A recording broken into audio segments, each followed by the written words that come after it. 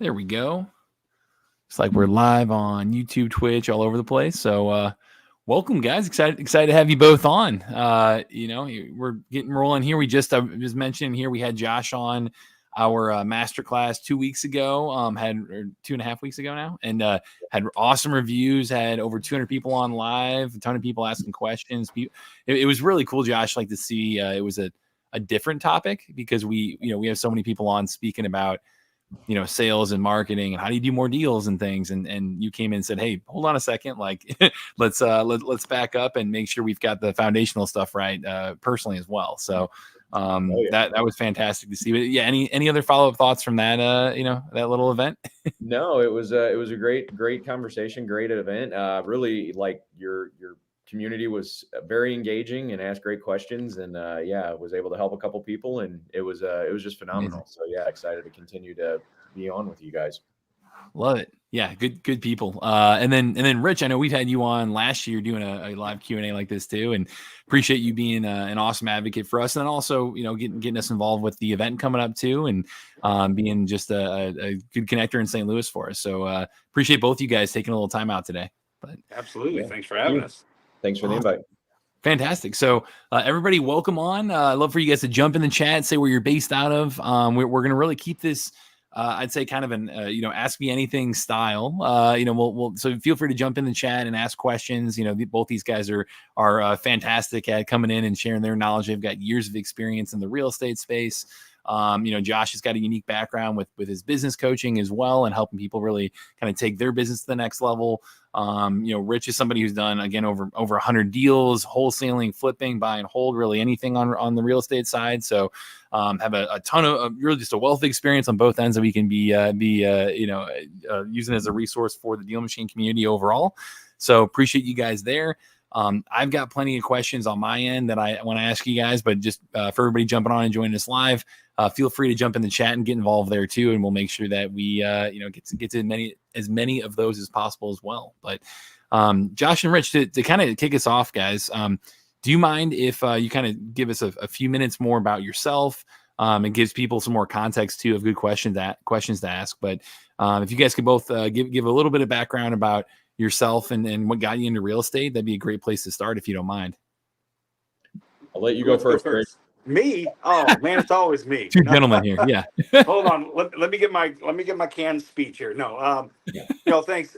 Yeah, my name's Rich Groves. For anybody who doesn't know me out there, I've been a real estate investor in the St. Louis area, like as a passion, moving forward since 2013. I did my first rehab back in 2005 before I got any kind of education or anything like that. So once we got educated and up and going, 2013, we hit the ground running. And I do host a couple of meetups in the St. Louis area. I do, like you mentioned earlier, Matt, I do rehabs. I have rental property portfolio. I do wholesaling actively as well. And then we, host this conference here. But the one thing I've learned, if nothing else, is in my, almost 12 years of continuously in this real estate investing space and working with over 1,000, probably over 1,500, people coming to my events and connecting with people. The one thing I've learned is that connections are key. Proximity is key. When you want to elevate your business in real estate investing, you got to get close to the people who are already doing it awesome. So that's me. Absolutely. Fantastic. Josh, you're up. Man, how do I follow that? No, awesome, Rich. For me, my journey, I took the long road. I failed at real estate for about the first 10 years, trying to do it on the side. I took the leap, I'd say about 8 years ago, to do it full time. I've been in the personal development coaching space for a couple years at that point, but I jumped into real estate full time because I always knew I loved it. Started working with a company that coached as well as did wholesaling. So learned wholesaling from them. Did a couple dozen deals with them over the years. And the first 3 years, then I wanted to do more project management as well as hold rentals. And I went and worked with another company, learning how to do rehabs for about 8 months, ran projects for them. They made a pivot and went all virtual. And so we parted ways at that point. And I really asked myself that question, like, what do I want to do full time? Real estate and coaching. And so I started a consulting company at that point, got a handful of clients. I met my current partner, Grant, who's in the coaching business with me. Mhm. And we actually started a investment brokerage where we were bringing on other investors. And we realized real quick that like that model doesn't work unless you're paying people, because as everyone probably on this call knows, investors love running their own show and kind of like herding cats if you're not working that route. So we pivoted to just a full coaching model. And then and so back. So we You're good. pivoted to a coaching model, started with investors, and actually we had some people in the sphere of investing, like service providers for investors, that also came on board. So we pivoted to just a small business development model. So yeah, we service, like you said at our call last couple weeks ago, we really deal with the foundational, like cleaning up your blind spots, because we believe our business is a personal development tool, and we love helping people get out of their own way. And so when you're hitting those repeat patterns, and just like coming out to this event, for me, my background as well in real estate, I am still an active investor as well. I have a multifamily, an 11 unit. I've done wholesaling, I've done rehabbing, but I love the multifamily space and the creative space. We bought our 11 unit subject to the existing mortgage with private money on the back end for down payment. And then we're also buying with my partner, Laura, we're buying this fourplex. We're closing on the 4th. I just got an update now. Nice. We're closing on the 4th with the seller is financing 90% of it. We've got a private lender that's giving us the down payment and a operating expense that gives us they're giving us 8% return with no payments for 5 years.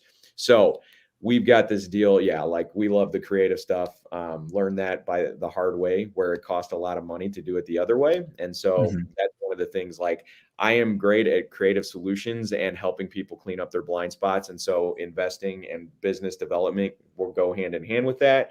And then Rich, it's a great example. He mentioned this conference that we have, Gateway to Freedom. He mentioned it in passing about a year and a half ago, before we did our first one. And that was it. It's like, oh, this is a dream. How can I help you catalyze it? What can we do? And it evolved into this, like, this second year. We have 30 speakers. It's going to be another amazing event. And like we kind of talked with you, Matt, we want people in the seats. Like, that's what makes the event amazing. So absolutely. Yeah. So that's my elongated story. No, it's super helpful. And I know you guys briefly touched on it there, but Rich, you're phenomenal at bringing people together. You've got your local events. Like, I've loved to get to know you over the last couple of years from that. And, you brought me on to speak locally too. And I think, Josh, I met you originally at Rich's event. So that's awesome. And then, Josh, you've been truly a local mentor to me, been doing more deals in St. Louis, and it's been really cool to kind of pick your brain over coffee every so often on what we can be doing better. And I've really enjoyed getting to know both of you guys locally. So, and then I'm in St. Louis. We're all three in St. Louis. So that event down there, if you want to come hang out with us, again, they've got 30 plus speakers. We're going to be involved as one of them. It's just www.g2free.com at the bottom there to come hang out. And you're right, it's all about the people. So would love to be able to meet as many of the DealMachine community as possible in person. I know we do our the Wednesday podcast live, master classes that I mentioned that Josh came on recently for, and those are great virtually, but connecting in person whenever possible is always the way to go. So love to see as many of you as possible at that event as well. But fantastic. And Rich, I was getting a little feedback on your mic. Hopefully you're good here now, but okay, there we go. To kind of, we touched on the event here. Can you guys tell me a little bit more in terms of kind of what inspired you to create the event, how it's evolving, how this one's, this year's, kind of the next level? Like, I'd love for you guys to kind of break that down first, and then we can get into more real estate related questions as well too. Yeah, sure. No, that's a great question. This was something that came on to me. I mean, like I said, even though I've been connecting people for quite a while now. I have my Hooties House Buyers Club meetup that I've been running now. This is our 8th year doing that one, and it's always exciting to meet people there, whether they're people that come back month after month, or new people that test the waters, or whatever it might be. And going to other real estate investor meetups, it's interesting because St. Louis has so many meetups that you can go to different meetups throughout the month and meet whole new pockets of people, right? People that you didn't even know were real estate investors or whatever. And when you go to, bigger meetups, you think, okay, well, I've met everybody there is in the real estate investment space. And then you may go to this smaller one and you're like, nope, I guess not, whatever. So it all started out in 2022. I went to Clever Summit and I was just amazed with just how amazing it was. I was like, this is incredible. So it was in the back of my mind that, man, it'd be awesome to do something like that in St. Louis. So I do the River City REI Roundtable meetup in St. Louis. And throughout the year, we had guest speakers and everything coming on. And I didn't have a speaker for December. And I was blanking out, like, what can we do? What can we do? Oh, why don't I invite all the speakers from the year to come and serve on panels, and we'll just have like Q&A panels and things like that. We had the most people register for that, monthly meetup than ever. And I was like, okay, this is it. It can happen. I know it was a free event, but it just was proof of concept that people are interested to see local St. Louis real estate investors who are killing it up on a stage talking. So like Josh mentioned earlier, we were kind of in the back room. I was like, hey, Josh, I want to do this thing. And he's like, let's do it. So the rest is history. But yeah, that's kind of my inspiration. I saw like Clever Summit, and that's a massive, massive, massive real estate. I mean, 2,000 to 3,000 people there and all that kind of stuff. It's a massive, but that was the vision. It was like, we could do something like this in St. Louis. Love that. Fantastic. Yeah. And then Josh, what about your perspective as well? I know you've helped get involved here. Yeah. So that's one of the things, there's a quote by Zig Ziglar that always sticks in my head. You can get everything you want by helping other people get what they want. And this is one of those experiences where, like, I remember it clear as day when I was selling airplane parts in Granite City like 7 years ago. I always dreamed about speaking on a stage and speaking in front of people. And Rich, I got connected by Rich because my business partner, Laura, he invited her to speak at his event and she didn't want to. She's not a front of the crowd person, but she's like, hey, I know Josh. So for me, like when Rich mentioned, hey, I'm thinking about hosting this event, that phrase came into my head again of like, hey, if I help Rich put this event on and it's his passion project and I know I want to be on stage speaking, this is a great opportunity for us to work together to get what we want by me helping him get what he wants. And that's where like the collaboration, reciprocity, it just made a lot of sense. So that was kind of the thing. I actually sat on it. He mentioned it in passing at the event. And then after Christmas and after the New Year, I reached out to him and was like, hey, man, if you're serious, like, what could this look like? And it took off from there. Make it happen. Yeah. Fantastic. So glad you guys are doing it too. I mean, anything local, I'm a huge supporter of here. So here we go. Isabel's jumping in saying, I'm headed out to St. Louis next week to work with a friend who needs a few properties checked out. Hopefully, Isabel, you can come hang out at the G2 Free. Again, just that bottom link right there for Gateway to Freedom, www.g2free.com. Hopefully you can come hang out for that too. So yeah. Hey, Max, can I interject real quick on that? Is that if they go to g2free.com, there's a link at the top, a little button that says connect in St. Louis. So while Isabel's in town, if she clicks on that link, it actually will give her all of the meetups in St. Louis. So while she's in town, she can even go to some of these local meetups, Yeah. Nice. Love that. Fantastic. Yeah, I'll have to connect with Isabel. She's one of the people that took me up on my offer last week. So amazing. Okay, cool. Yeah, we had a good experience. She's gonna be making some moves here. Fantastic. Love it. Yeah. Awesome, guys. Well, that's great to hear. I know. Again, can you break down the speakers too? I know you mentioned there's like 30 plus this year, and there's some pretty exciting people you're bringing in. So and just getting involved in the St. Louis community, you know. Yeah. I mean, so we have, not to discount, these aren't in any order of importance. Okay. Rank them in priority. Yeah. Yeah. Right. Kidding. Well, the number one speaker. No, I'm just kidding. Who the best is. Yeah. Exactly. We do have some heavy, and I was just talking to my Raising Private Money mentor, Amy Majuri, the other day. We were at Clever Summit together, and I was like, when a speaker takes the stage on even something as huge as Clever Summit, they don't say, oh, and here's Joe Smith from, Phoenix or, whatever. They don't do that. It doesn't matter. So the fact that out of these right now, it's over 30 people, and all but 3 people that are going to take the stage don't have any real definite connection to St. Louis, doesn't discount the fact that the knowledge and experience and success these people are having is immense. But we have somebody local that also has a national reach, like Sam Prim and Lucas Walls and Faster Freedom, their education program. They're going to be on stage. We've got Jamil Damji, like the king of wholesaling, is going to be there. I mentioned Amy Majuri, my Raising Private Money mentor is going to be there showing people how to raise private money within like 21 days. And you can even take action that day. We've got Kevin Duragi here from St. Louis, our 2024 featured speaker. We've got Sean McCloskey. We've got Sean Greaves. We have David Randolph. And I mean, just so many other people out there that, Christina Aguilera is the queen of, SOPs. I mean, it's amazing, the speakers we have. Yeah. And the plethora is the word I used, if you've ever seen the Three Amigos. But like just the vast array of skill sets and just like backgrounds. And that's the thing that like I've always loved about real estate that most people don't understand when they get into it. Like it's always sold as a sexy investment, right? But there are so many different ways to make money and so many niches in real estate and so many ways to do deals. Like that's what we love about like this event is that it is going to help just not the new investors maybe pick up information and break through seals and like go to that next level of doing a deal or moving from one deal like maybe every third month to like once a month.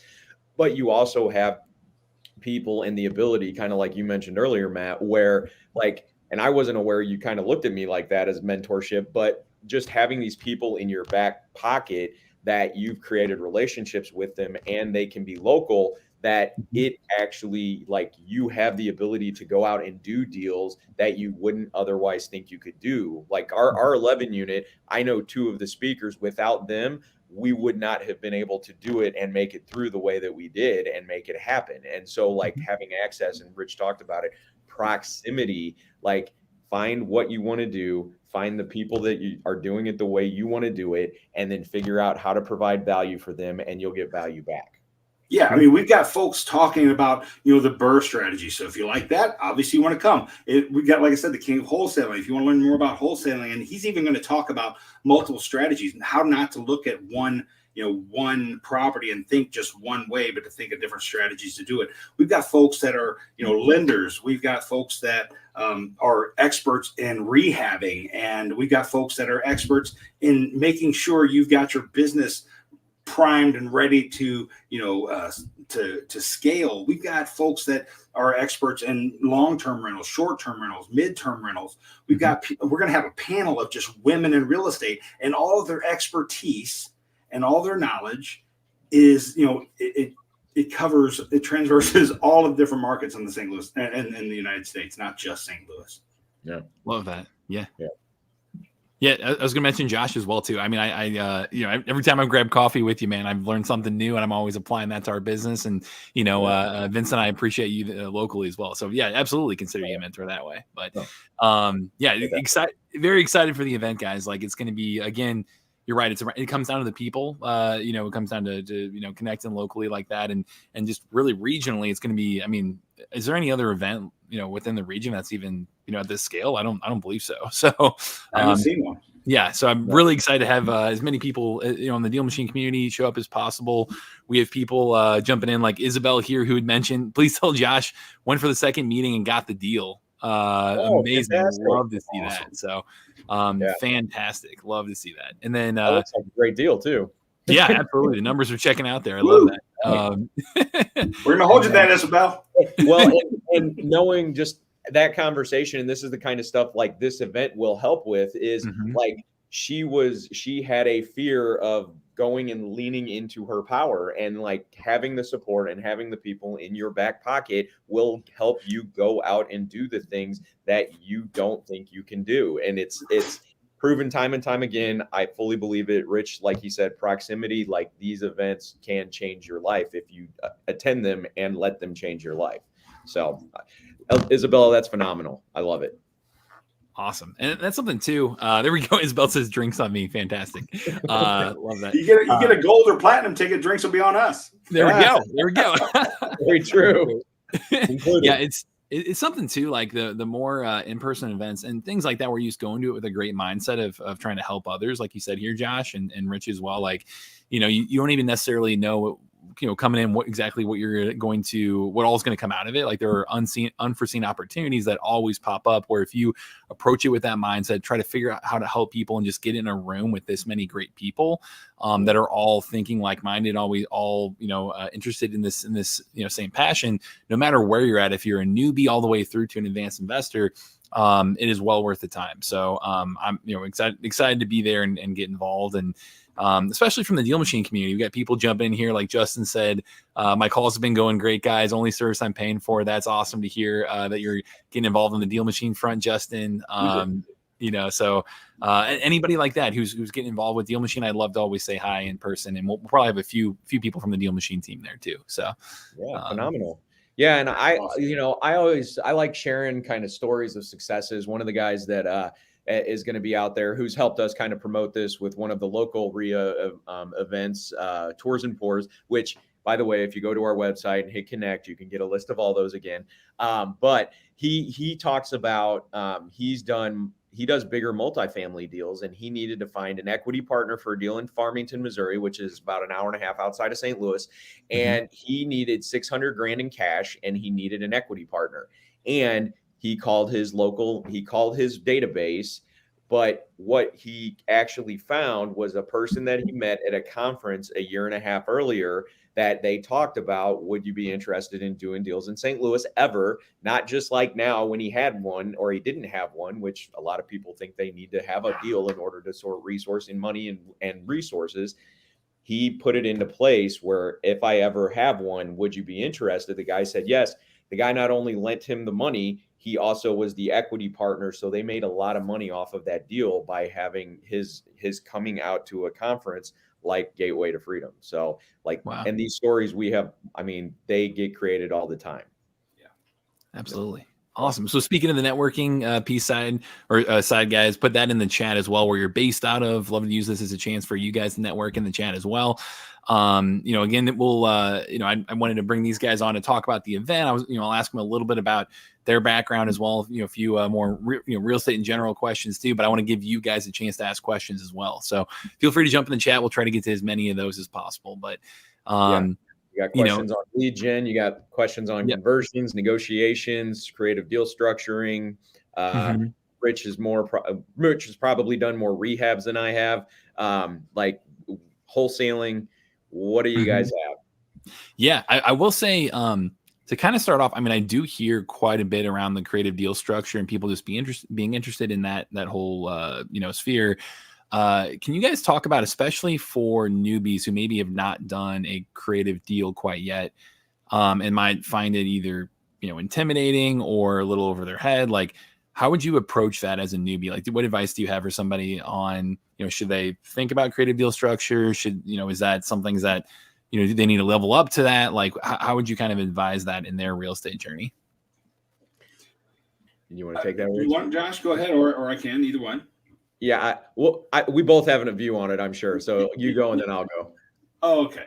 Yeah, no, it's, the only part, like you mentioned there, kind of at the tail end there, Matt, is that, is it something you should ramp up to or whatever? The only thing about that is, I think what you gain by doing that is just confidence, right? Hey, I've done some deals. Now I'm a little more confident and trying to propose something creative. But if you think about it, any of the real estate investing strategies that we talk about, whether it's wholesaling or short sales or whatever, it comes down to creative. It's creative. Even wholesaling is creative if you think about it, right? It's just taking the opportunity given to you in one clause in a contract, but it's creative and I say creative because it's things that people normally just don't know about. Right. So things that are kind of the unknown the unknown knowns or the unknown unknowns, whatever, the unconscious unknowns, you don't know about them at all. You don't know they're out there. So when you do start doing deals and you hang around, again, you're going to hate us for saying the word proximity so much, but it's so true. When you hang around the people who have done these kind of deals, even if you haven't done a deal yet, you become more comfortable with what they're talking about. You learn more about it, but don't get stuck in that analysis paralysis thing. Just say, hey, you be open-minded enough to know that any opportunity has multiple solutions, and try to think about what kind of solutions you can offer because this game is all about offering solutions, and throw it out there. It may not work. They may say no, and that's cool. Go to another solution or whatever. But this whole game is you throw out an opportunity, you throw out a solution, and it's up to the seller to take you up on that. Yeah, that's interesting. I mean, yeah, it's about problem solving and creative. I mean, that's a subjective term, I guess. And depending upon, who, like you said, if you're hanging out with more people and absorbing that information and getting more comfortable with it, it may be creative to somebody else, but you're comfortable with it now. So, yeah, that's interesting. Josh, what were you said you had a perspective on this too? Yeah, my ability to be creative came out of necessity. So one of the things that we talked about is like a fear and ramping up to it. So I learned how to be creative during wholesaling. Because you're talking with sellers, you're talking with buyers, you possibly will do double close depending on the state, or like you got transactional funding, you've got different ways to do this. For me, it was like Rich said, that is great, but for me, the creativity was a result of the fact I worked with a company that I was learning wholesaling with. I was acquisitions. And if we used the owner's money to close the deal, then we got less of a cut. So in order to make more money, myself and my partners in acquisitions, we got real creative in deal structuring where we were doing, like, we wholesaled our own deal one time. We've done different, like we've had the buyer actually put the funds up to close their own deal through transactionals. And so like getting creative that way, a lot of people have a fear of, and it's not a fear of like, in my experience, the fear comes from not knowing enough about it. But the seller that I worked with on this 11 unit, he knew it was our first time. He knew we'd never done it before.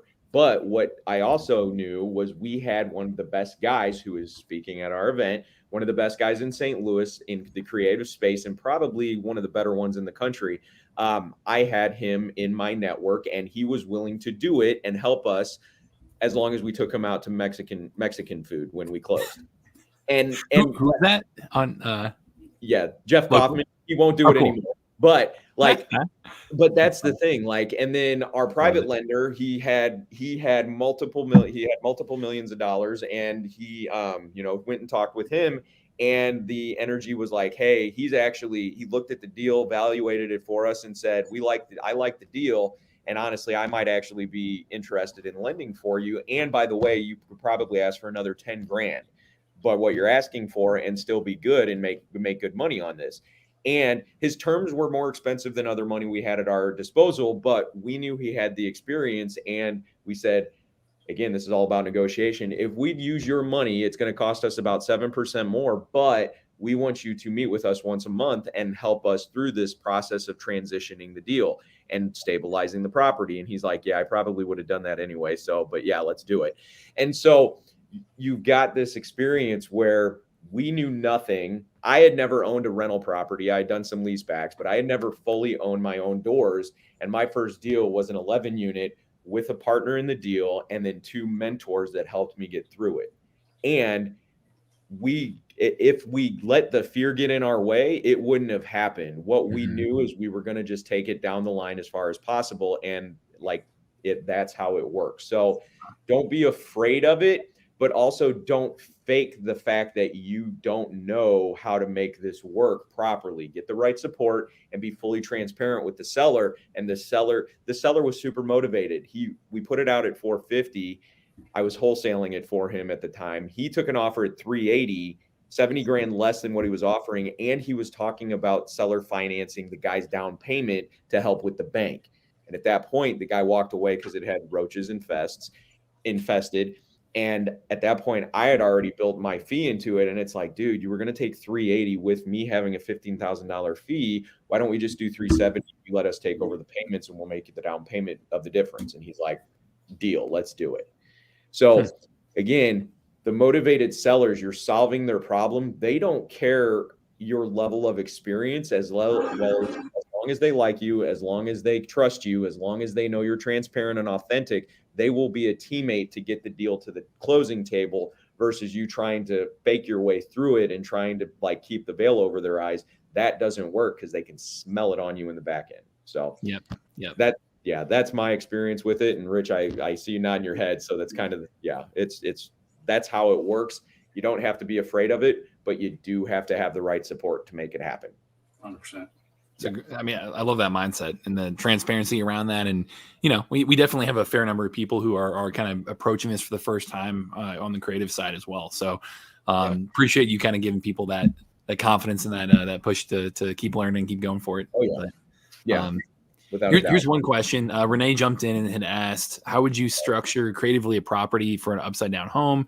How do you structure a piece of land with terms? You know, how much down for how much a month for how long? You probably need a lot more context, I would assume. But you know, how would you start thinking about a deal like this? I mean, honestly, like the upside down home, sub 2 is good if it's going to gain an equity. Like if you're in a market where it's going to be stagnant and it's not going to increase in value over time. You may not want to do a subject to or whatever, but I would say subject to if it's a decent mortgage and it's going to you're gonna get that increase in value. That sub 2. As far as land deals go, you know, I'm gonna push you, Renee. You know, if you come to Gateway to Freedom, we have an expert speaker on land deals who has an incredible presentation on how to do land deals. Honestly, otherwise, I mean, I would treat it just like any other deal, right? I mean, I'll make an offer that makes sense. Don't overextend yourself. Don't make an offer that doesn't make sense for you, and you're going to lose out on it. But I'm a believer in, and it's just my style. Probably, I'm a believer in. I'm okay with not getting every offer, you know, accepted.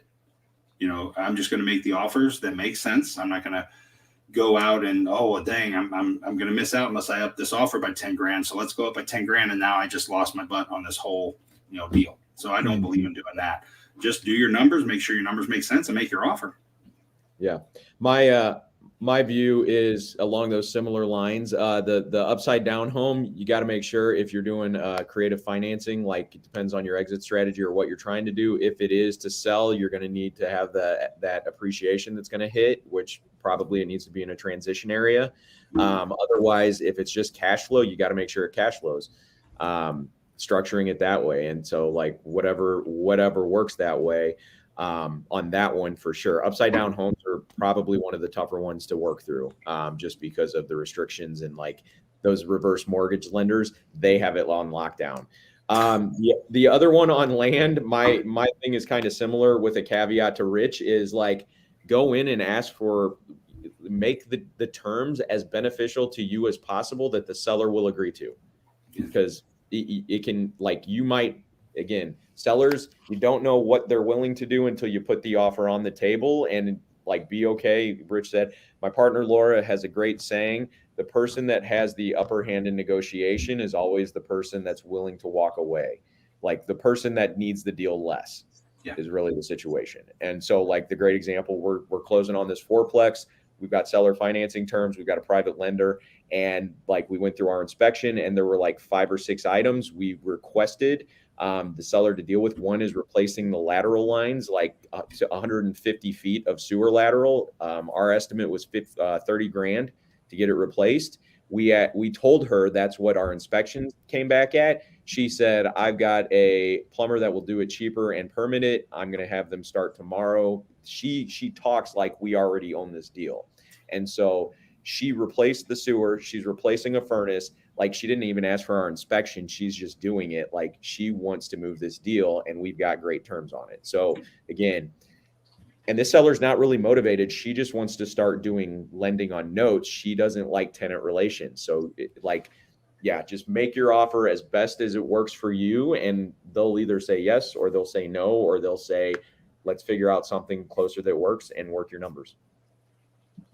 Awesome. Fantastic. I appreciate you guys jumping in for the advice there as well. And I know it's something, you guys have been touching on it. And again, as I keep asking questions, you guys feel free to put questions in the chat. I don't want to, hog the full spotlight here, but and continue to network in the chat as well, guys. We've got some new people joining, so say where you're based out of, and then again, we'll try to get to as many questions as we can here, over the next few minutes. But a question on my end, you guys are touching on, a variety of ways to kind of think about how do you negotiate with the seller, how do you problem solve with the seller.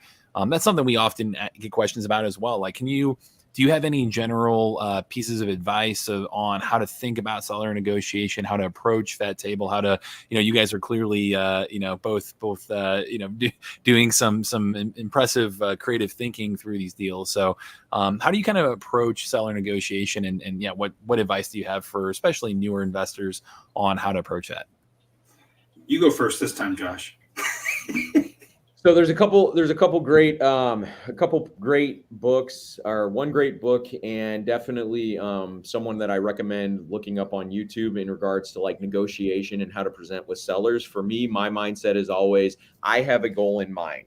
My main goal with negotiation and sellers is finding out what their impact is. So the books are Never Split the Difference from Chris Voss. He's a former FBI negotiator. Really and then what's his name? John Martinez. He's not doing it anymore, but he ran, I think, our real estate, something, you can look him up on YouTube, but he ran a program, and I can't think of it right now. I'll have to get it out to you The guys. sales program. Say that again. I forgot the name. It's like a sales training program, John Martinez. Right. Yeah. But it's all about the psychology of sales and the psychology of sellers versus like selling people. Like, it's helping them get to the point of buying, and it's doing it ethically and not feeling like a sleazy salesman.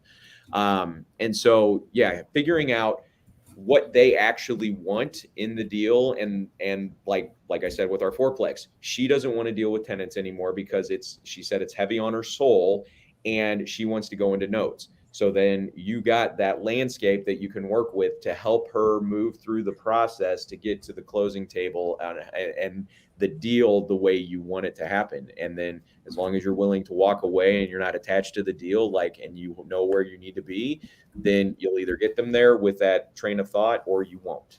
So, and sometimes it just doesn't happen. So. Fantastic. Good. Yeah, no, I would just, building on that, absolutely. You've got to keep asking questions, and just keep asking questions to get more information from the seller, make it real, build that rapport. I mean, people want to do business with and accept deals from people they know, like, and trust, and you've got a very small window to get them to know, like, and trust you. So become an expert in how to build rapport, even with a seller, and not to sound sleazy and salesman-y. And I'm sorry if any used car salesmen are on the line, but not to sound like a used car salesman. What's it going to take for me to buy this house today? That kind of thing. Right. But yeah, Josh made some excellent points. The only thing I wanted to do is just add on that is just, you've got to build rapport. If you even want a chance for your offer to be accepted. Yeah. And learn, Rich, I love that. And learn how to talk to sellers about their pain and what they're experiencing without feeling like you're manipulating them. If you can do it in a loving, compassionate, understanding way, they will open up and they are much more likely to work with you towards that goal. Yeah, and be genuine. That's the thing too. Be genuine. You don't fake that you care. They'll pick up on that. They'll smell it like a dog smells, a raccoon or whatever. But don't fake it. Be genuine and sincere. Yeah, that's something I was going to jump in and mention too. Is no matter what, that's I've been in business development in a couple different industries, and no matter what you're doing, if you can come into it with that mindset of really genuinely caring about that person and identifying how can you help them and how can you solve a problem for them, just starting from that baseline is going to be in so many ways through verbal and nonverbal. People know when you really care. So that's great advice, guys. One thing, and again, feel free to jump in and ask questions in the chat here. I love this, Isabel. This is something that I know David's heard from Jirius, one of our other partners as well. Great advice here. You can't say the wrong thing to the right person and vice versa. So that's a big one. I know, especially we launched our cold call dialer, AI powered dialer recently. So we have more people reaching out, through that marketing channel. That's something to keep in mind too, is trying to find the right people and, get to know them. And again, if you can genuinely care about them and show them you're trying to help them, goes a very long way. So, awesome. I know on the, you guys talked about your real estate journey here a little bit, and we've got a lot of people who, are using DealMachine that, we've got advanced investors too, but people who are probably going through a little bit of a life change, or maybe, you know, they might have a W-2 that they want to replace. They might, you know, want to build some side income. They're, you know, maybe working towards financial freedom. They've got, you know, a lot of things going on in life. You know, I know you guys, you talked about your real estate investing journey. Thinking back on how you got into this, are there any big turning points where you're like, man, this was a big reason why I'm at where I'm at today? And any lessons you learned through that? Like, I know, don't know, I know it's something that I think a lot of people can relate with, and you know, is encouraging when people hear like, hey, here's what you guys went through, and you know, obviously we're always continuing to learn, continuing to grow, but you know, where you're at today, it is inspiring to see what you guys have gone through as well. Yeah, you want to go first, Josh? On this Yeah, one, I've never been asked that question specifically. Me either. Really putting you on the spot here today. Yeah, no, it's a great question. Yeah, for me, and I'm gonna say this, and like if you had asked me this 8 years ago and I was saying I would say this, I would like cringe. Most of my biggest pivots and my biggest experiences have come through pain and failing. They have come through the suffering of not having something work enough until I got tired of not having something work enough. And at that point, your ego drops, you let go of the struggle, you let go of like not allowing yourself to have it, and you level up at that point. And so that's things like getting fired. It's things like, you know, having, you know, asking to do something that you're not wanting to do, like come back in and do cold calling, as opposed to like working on projects, as opposed to like having deals fall apart. Here's a great example, a great learning lesson for everybody. I had 2 closings. One was our 11 unit scheduled on the 8th of July, and one was a week before. I had a single family unit up in North County, both creative financing, both were going to work, and both were going to be good deals. I got to the closing table with my kids on the single family the week before my 11 unit. And we get to sign, and the title company brings in someone I've never seen before. And if you guys don't know what that means not good. They come in, it's the attorney, and they're like, hey, we didn't realize this was in probate, or the person had died less than a year ago, and there's ways to work around probate. Yeah, Rich is. So literally you have to wait a year after the person dies if it doesn't go through probate. We got all of the signatures from all of the heirs, everything done, and got all the paperwork right, but there is a mandatory year period that the title company didn't catch. So I'm sitting there with my kids getting ready to like show them how awesome this is, and they're like, yeah, the deal doesn't work. And that was like one of those events where you can let it be soul crushing, or you can learn like, okay, what do I need to do next time to make sure this doesn't happen? Then we closed on our 11 unit, and looking back, all of those things that were perceived as failures will be some of your greatest cornerstones. So don't avoid failing. Don't avoid it out of fear. Go out and do the thing and be okay, knowing you will be on the other side of that failure, and it's okay. Like, and I ended up wholesaling that deal 7 months later for $6,000 to somebody else, because I don't really like single families, I realized, and I like multifamilies. And so it actually worked. Your soul knows it, just your ego doesn't like not feeling like it's working. So like, again, even though that was a perceived failure, it was actually right in line with where I enjoy being. So I just didn't know it at the time. So yeah, like I say, at the time it feels, short term it feels like pain, but then long term you're like, man, I'm so glad I went through that. Yeah. Oh yeah, without a doubt. On the other side of short-term pain, you find your other self. A great statement. I've never heard that before. No, that is not me. That was Ed Milet. But I'm a huge Ed Milet guy. But so for me, this is gonna sound weird. It's gonna seem like a puzzle that doesn't fit, but trust me, it does.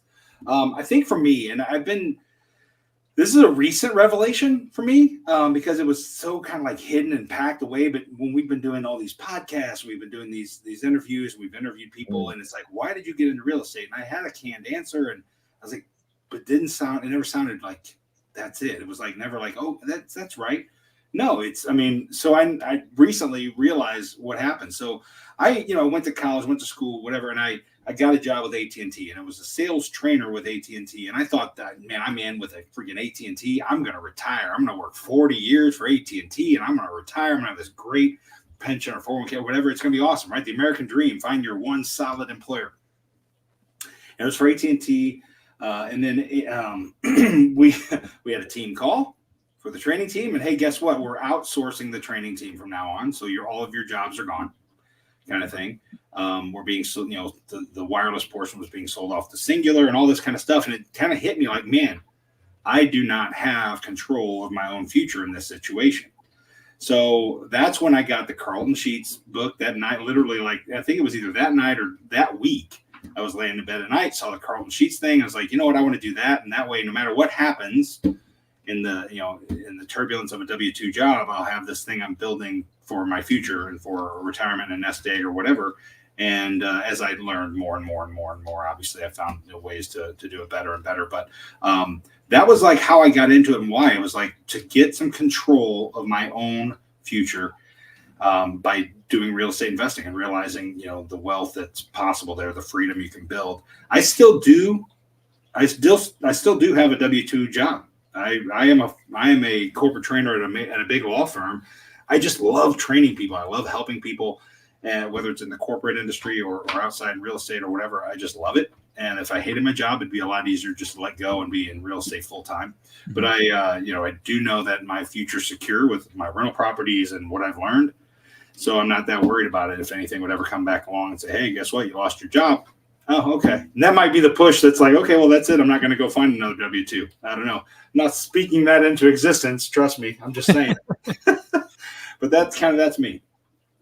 Fantastic, man. This was so great, guys. I really appreciate you both coming on. I appreciate you opening up to the audience as well about, you guys are pretty open books here, and I appreciate you, again, just kind of sharing what you've learned along the way. And, again, really excited for the event coming up next month. What are the dates again? Just want to make sure everybody knows. Yeah, October 17th, 18th, and 19th. There we go. About a month away. So, yeah. Is there any other way for people to connect with you guys directly too? And I love seeing people, sharing their thoughts in the chat and everything as well. So appreciate you guys asking great questions too. But what is there any way to connect directly, in addition to the event? Yeah, you find me on Facebook for sure, Rich Groves, or Metro STL Homes is my Instagram handle. Metro STL Homes. Those are probably the two best ways. I've got tons of social media. Or if you have a Blink, message me and I'll send you my Blink info. That's got all of my links and more information you probably want. Yeah, I'm on socials as Josh Wiesler as well. You can find me on Facebook, Instagram, a couple other LinkedIn, I think, reminding me I got to check that today. And then Emerging Executive, the one with the blue and yellow logo. There's a couple of them out there, it looks like, but that's also one of our pages. So you'll see that. You'll see the Gateway to Freedom content if you hit the page. So there we go. And yeah, I was going to say, we're all based in St. Louis, so hopefully you guys can come hang out with us here. That's www.g2free.com. Just scrolling across the bottom right there. Come check that out. Like I mentioned, 30 plus speakers, going to have an awesome event with a fantastic community to connect with. And who knows, like, again, you might be a future business partner, future, private money source. Like there's a ton of things that'll be coming out of this event. So I hope to see you guys there. But Josh and Rich, appreciate you guys. Thanks for coming on again. Hey, thanks for having us. Appreciate it, Matt. Thanks, everybody. See you next month. Matt. Take care.